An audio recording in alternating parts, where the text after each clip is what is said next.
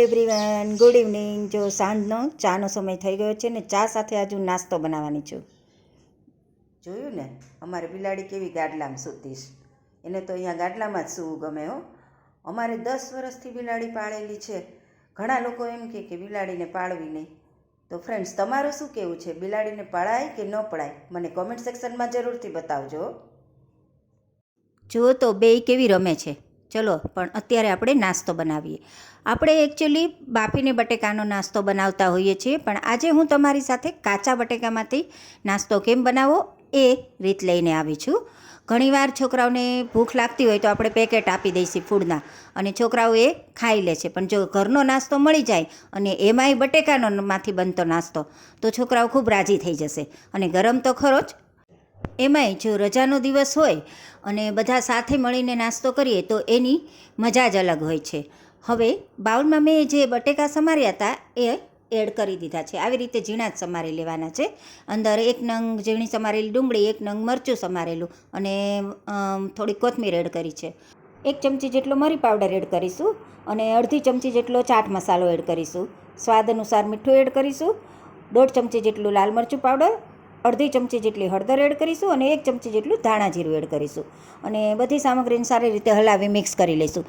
Spices તમે તમારા સ્વાદ પ્રમાણે લઈ શકો છો. છોકરાઓ ઘરમાં હોય અને જો તીખું ન ખાતા હોય તો તમારે એ પ્રમાણે મરચું એડ કરવાનું છે. હવે અત્યારે મેં અડધો કપથી પોણો કપ જેટલો ચણાનો લોટ એડ કર્યો છે. ચણાના લોટની જગ્યાએ તમે રવો અથવા ચોખાનો લોટ પણ એડ કરી શકો છો.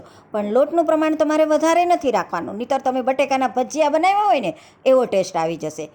હવે 1 ચમચી જેટલું પાણી એડ કરીશું, જેથી કરી તેમાં સરસ રીતે બાઇન્ડિંગ આવી જાય અને તમારો નાસ્તો એકદમ સરસ બને. તો પાણીને સારી રીતે મિક્સ કરી લીધું છે પાણી સાથે. હવે અંદર આપણે 1 ચમચી જેટલું તેલ પણ એડ કરીશું.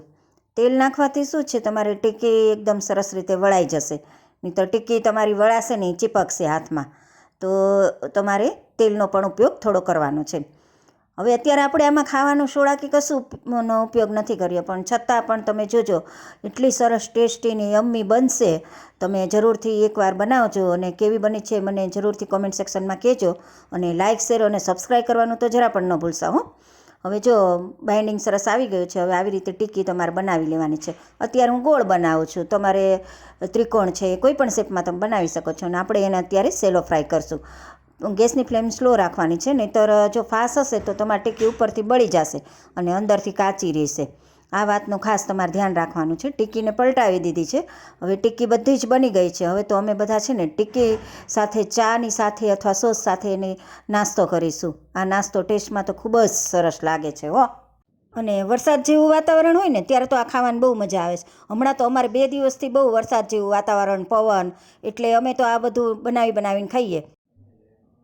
બિલાડી કેવી ખોળામાં સૂતીશ, જોયું ને. હવે હું મળીશ નવા બ્લોગની સાથે. Bye bye.